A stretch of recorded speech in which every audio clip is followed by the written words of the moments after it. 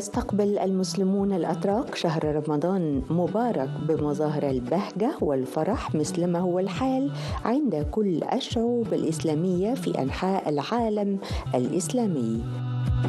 كان لنا حوار للحديث عن كيفية الاحتفال وأهم العادات والتقاليد بتركيا مع سعادة سفير تركيا السيد صالح مطلو شن.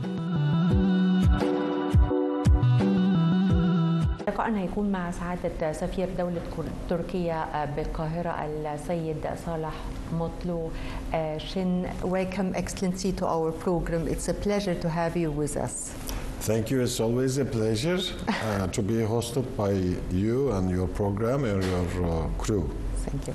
Excellency, first of all, we want to shed the light on our bilateral relations between Egypt and Turkey.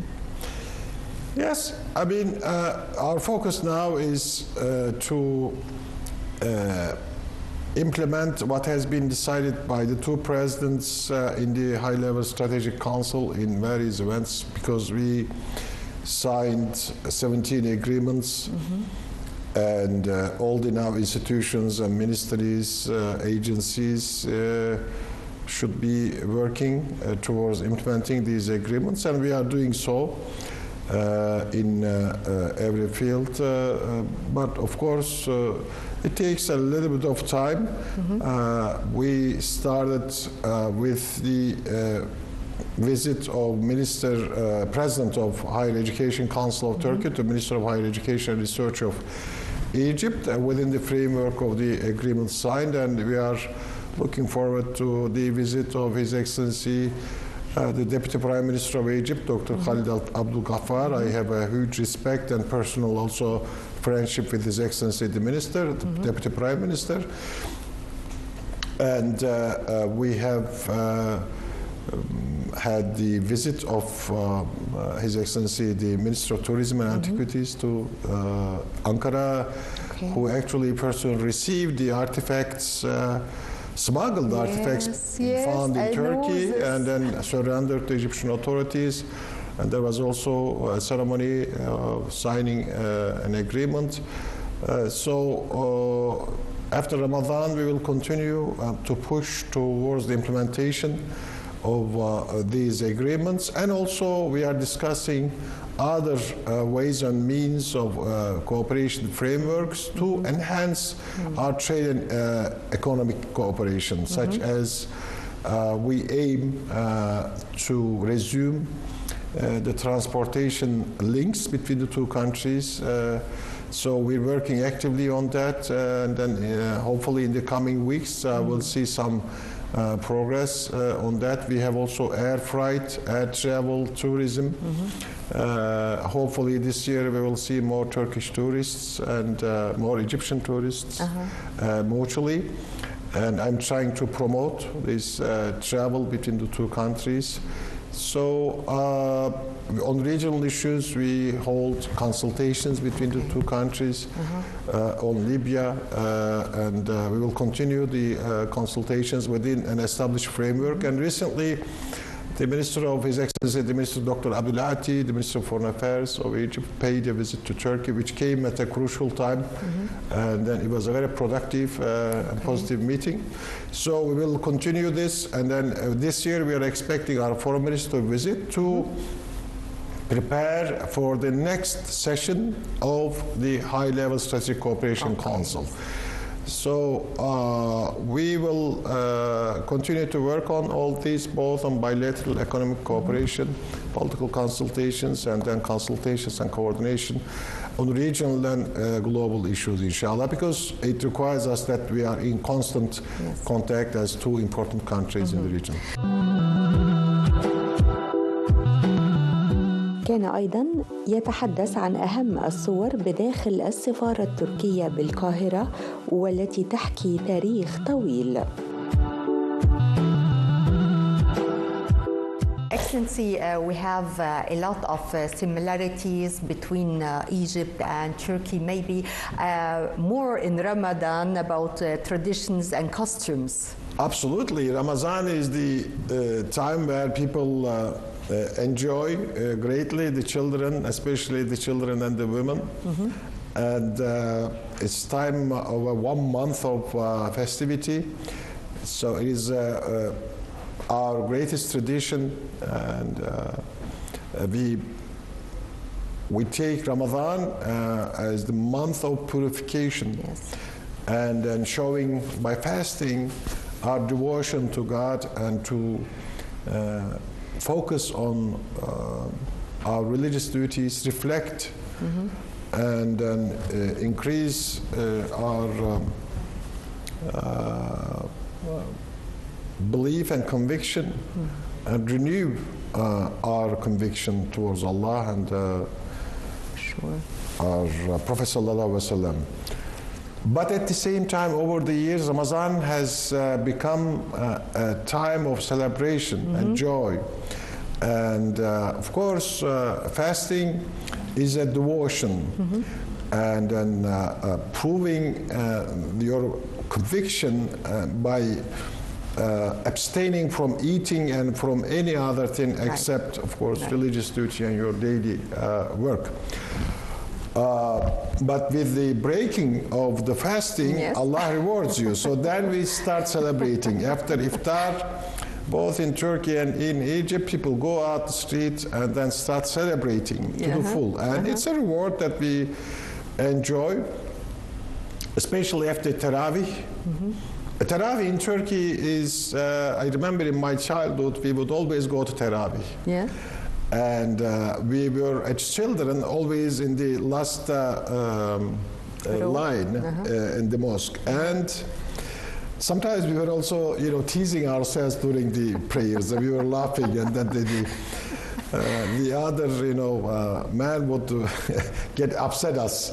But Sure. it was also a part of the joy of Tarawih, So after Tarawih, then we would go out and start eating, and then, there were celebrations, many shows, and so in Ottoman times also we had all the theaters and musical performances actually were there during the Ramadan.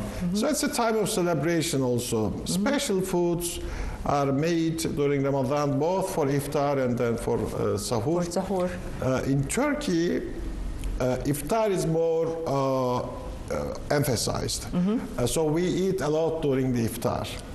But I can see that maybe in Egypt and especially in Saudi Arabia, people eat less, but continue to eat after iftar until sahur. Right. So sahur is in Turkey more private.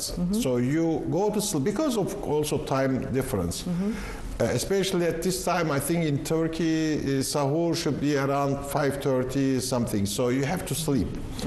But I know that in Saudi Arabia, people prefer not to sleep and then continue eating. To stay awake. And then enjoying. Maybe in Egypt, mostly people prefer to stay awake and continue to enjoy. So in Turkey, we don't have, sahur invitations because it should be, to our understanding, not before the exact time of sahur. So it should be close to imsak. So 5 o'clock you should eat and then start brushing your teeth, drinking your water for preparing the day. But in Egypt, we have at 11, 12 o'clock sahur parties. So it's a little bit different. There is a difference there because of time zone difference. I think we are in the north. And the sahur time is a bit late towards the 5 o'clock, 6 o'clock. But still the entertainment, the celebration is definitely there, especially after, we have also tents, iftar tents. In Turkey it's very common that both the belediyas, municipalities and the companies and the charities set up iftar tents in the squares of Turkey, Ankara, Istanbul, Izmir, almost every square. It is to serve not only to poor but everybody, also students, sometimes ordinary people go and just enjoy having an iftar with everybody else. As a community. So it has become very common, but also it is a time also in Turkey to really step up your charity efforts in person. Yes. Continue to think about your neighbors and your relatives. He knows the people who need really this help. Yes. So it is a time for Ramadan, like in Egypt, it's time for charity also, and think about the others and then show solidarity.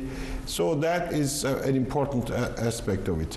As regards special food, we have pita, just like imagine a pizza without topping. So we call it Ramazan pidesi, the pita of Ramadan. So we stop eating our typical food during Ramadan. We only eat this type of pizza type of pita. And it has to be eaten fresh and warm. So therefore, everybody, you will see it like 30 minutes, 1 hour before to the iftar. People queue in front of the ovens which make these kind of special breads. It's one part of it, and we have also many, kind of meze, the appetizers during iftar. Since we don't grow dates, we use, because it's understood that eating dates, breaking your fast with dates is a kind of sunnah. It's here in Egypt. Yes, but we don't have much, dates. So you are eating one. We use olive to break our fast, or water usually. We start by soup and then continue with other special dishes. We have also dessert special to Ramadan. So therefore, it's baklava. Baklava, no, baklava is not special. Baklava is not special to the Ramadan. Yeah. During Ramadan, not. It's not a Ramadan dessert. It's very heavy, as you know. It's very delicious, of course. Sure. But if you eat it, you will. But usually, like in Egypt, people put on weight during Ramadan. Yeah. So therefore, it's both, a religious devotion, type of religious devotion, purification of your soul, time for solidarity, charity, but at the same time, time for celebration and joy. وتمثل مدينة إسطنبول الرمز الإسلامي في ذاكرة الشعب التركي، حيث كانت مقر الخلافة الإسلامية لفترة تزيد عن 5 قرون، كما بها عدد من المساجد والمعالم الإسلامية.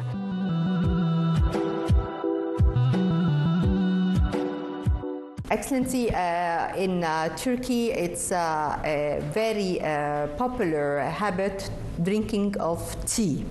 And you are producing also tea in Turkey, so I think it's still continuing during Ramadan. Yes. Tea drinking has become a national tradition in Turkey and a habit. It's everywhere, everybody drinks tea, everywhere, at home, outside, at office, on the plane, on the bus. So it has become so in the last probably 100 years. Okay. Because we started planting teas in eastern Black Sea region, in mountainous areas in the district of, in the province of Rize. And we are self-sufficient in the tea production, tea leaf production.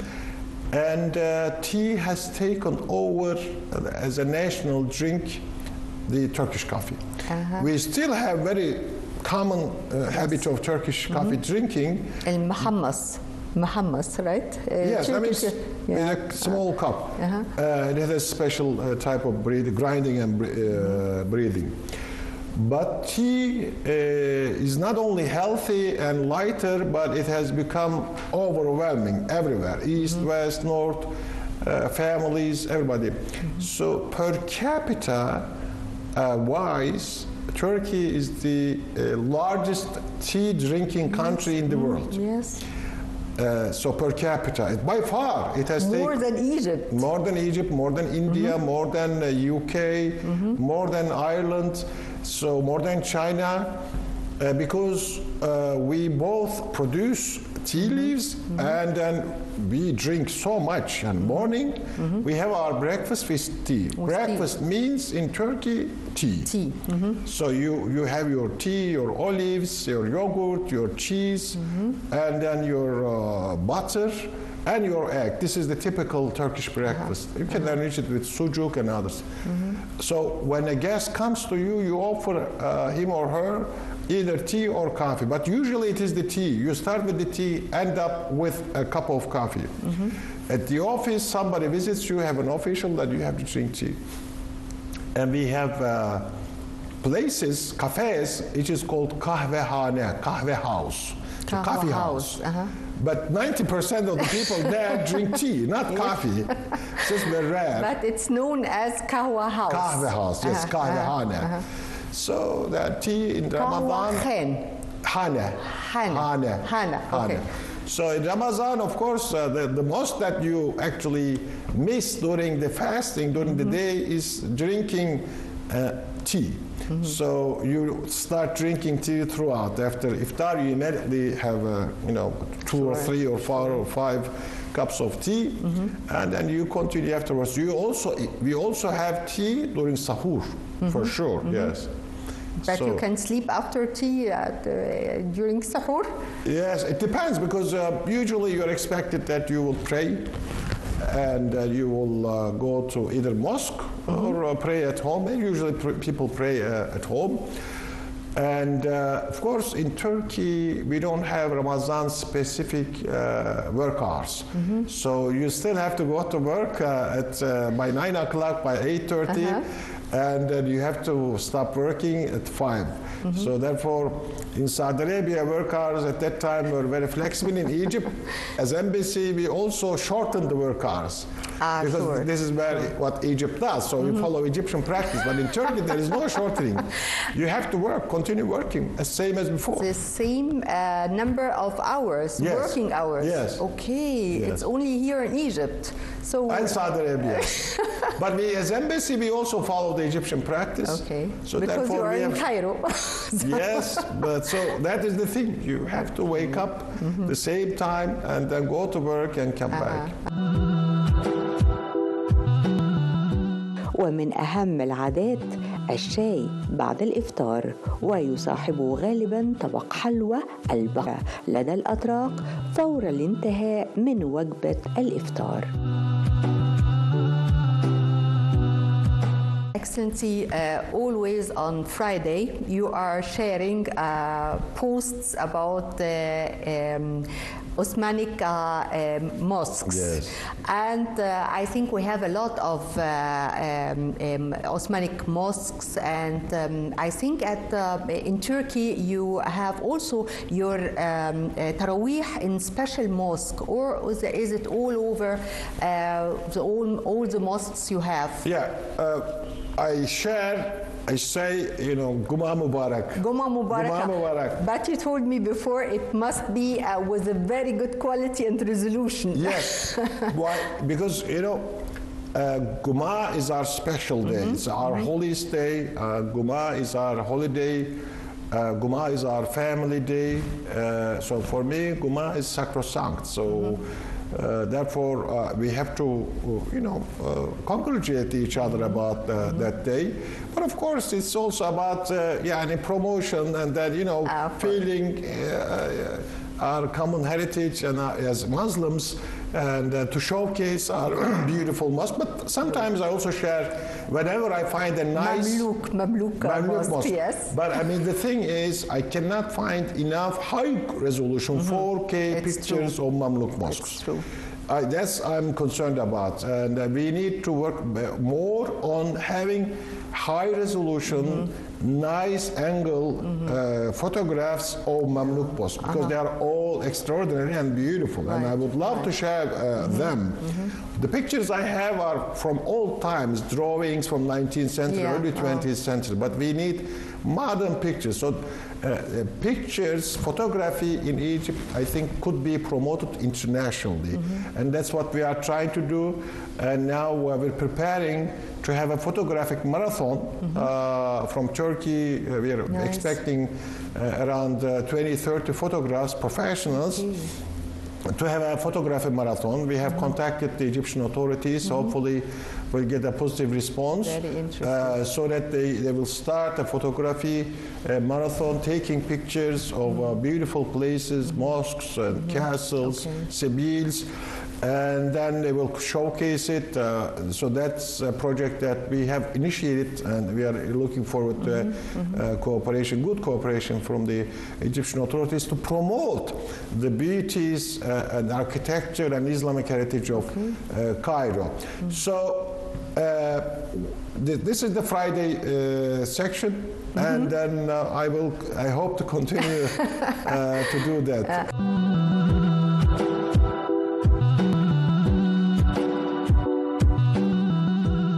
كل عام وحضراتكم بألف خير، رمضان كريم.